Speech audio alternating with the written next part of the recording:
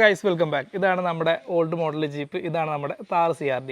ഈ താർ CRDയിൽ നമ്മൾ വരുത്തിയിട്ടുള്ള മാറ്റങ്ങളെ കുറിച്ചിട്ട് നമ്മളൊരു വീഡിയോ ചെയ്തിട്ടുണ്ടായിരുന്നു. ആ വീഡിയോ ചെയ്ത സമയത്ത് പല ആൾക്കാരും ചോദിച്ചു ആക്സസറീസ് ഒക്കെ എവിടെ നിന്നാണ് പർച്ചേസ് ചെയ്തിട്ടുള്ളതെന്ന്.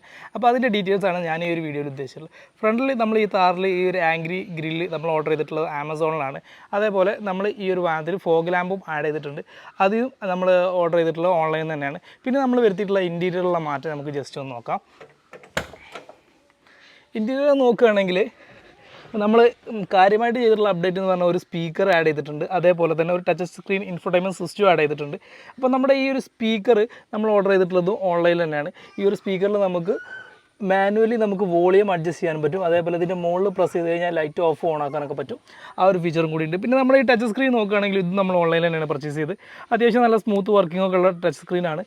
മാത്രമല്ല നമുക്ക് ഈ ഒരു ടച്ച് സ്ക്രീനിൽ നമുക്ക് റിവേഴ്സ് ക്യാമറയും കൂടി വന്നിട്ടുണ്ട്. അത് നമ്മൾ അഡീഷണൽ വാങ്ങിയതാണ്. നമ്മുടെ ഈ പ്രൊഡക്റ്റിൻ്റെയൊക്കെ ഡീറ്റെയിൽസ് നമ്മൾ ഇൻസ്റ്റഗ്രാമിൽ ഉള്ള വീഡിയോയിലാണ് നിങ്ങൾ കാണുന്നതെങ്കിൽ നിങ്ങൾക്ക് നമ്മുടെ യൂട്യൂബിൽ നോക്കിക്കഴിഞ്ഞാൽ നിങ്ങൾക്ക് ആ പ്രൊഡക്റ്റിൻ്റെ ലിങ്ക് കിട്ടും. അതല്ലാന്നുണ്ടെങ്കിൽ നിങ്ങൾക്ക് നമ്മുടെ ഈ വീഡിയോൻ്റെ താഴെ കമൻറ്റിലൂടെ ചോദിച്ചാലും മതി, അല്ലെങ്കിൽ ഇൻബോക്സ് ചെയ്താലും മതി. അപ്പോൾ ഓക്കെ, ബൈ.